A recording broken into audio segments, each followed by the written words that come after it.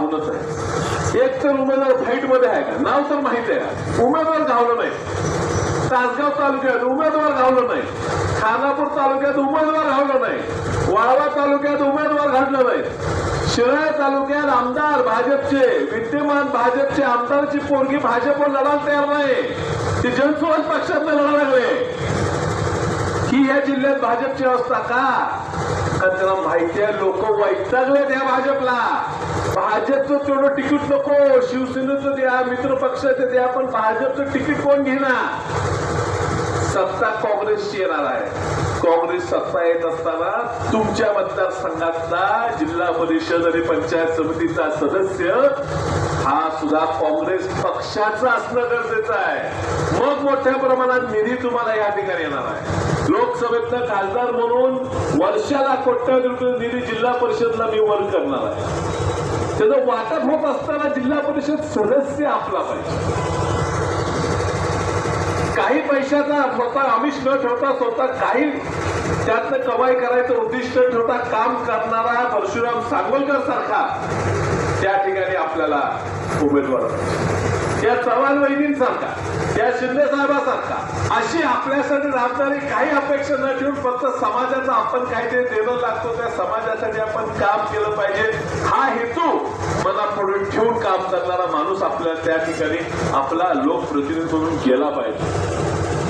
मी तुमच्याकडे अपक्ष म्हणून आलो, तुम्ही अपक्ष असताना सुद्धा मला भरभरून मतदान, आणि मी तुम्हाला एकच सांगितलं, त्या लोकसभेत एवढं बोलणार की तुम्ही म्हणाल आम्ही कोण निवडून आले का, एकटाच गेलाय निवडून, तेवढंच बोलणार. आज भारतात सर्वात जास्त मुद्द्यावर बोलणारा खासदार म्हणून आज तुमचा खासदारचं नाव कमवलं. महाराष्ट्रात एक नंबर आहे, देशात 203 मध्ये, आणि हे वर्ष झालं अजून 5 वर्षासाठी निवडून दिलं तुम्ही. प्रत्येक विषयावर तिथं प्रत्येक सब्जेक्ट मानतो. 10 वर्ष याच्यापूर्वी खासदार होते तरी एक शब्द काढला नाही. ते जेवढं 10 वर्षात बोललो नाही त्याच्यावर जास्त मी 6 महिन्यात बोलून दाखवलं, तुमचे मुद्दे मांडले. आता अजूनही या महिषासाठी, त्या टेंबूसाठी आणि हजार कोटी 2000 कोटी मंजूर करून आणतो. जे काय राहिलेली कामं आहेत ती सुद्धा पूर्ण. श्रेय घ्यायला परत येत नाही आम्ही. प्रतिदाने 1000 कोटी दिले ना, हार फोडायला बी आले नाही, आमचा स्वभाव नाही. मग येणार कोणते डोम कावळा तुम्हाला सांगणार 20 किलो. तुम्हाला मिशा फुटल्यानंतर तेव्हापासून वसंतदादा घर ह्या ठिकाणी कामं करायला लागले, पैसे द्या. आता बाहेर ना आलाय, लॉटरी लागले, लागू दे काय आहे ते. आता 3-3.5 वर्ष आहेत, तेवढं बघून घ्या. पुन्हा विक्रमदादाचा आमदार होणार एवढं लक्षात. आणि हे 3.5 वर्ष जत तालुक्याची कशी काळजी घ्यायची ती विशाल पाटलाला माहिती आहे. तिथं आमदार नसले तुमच्या पक्षात तरी खासदार तुमचा आहे. तुम्ही कुणी जरा सुद्धा घाबरायची गरज नाही. इंदिरा गांधींपासून हात चिन्ह आहे, आपल्या मनात हात आहे, प्रत्येकाच्या मनात हात आहे. आणि हा मतदारसंघ हातावर प्रेम करणारा मतदारसंघ आहे.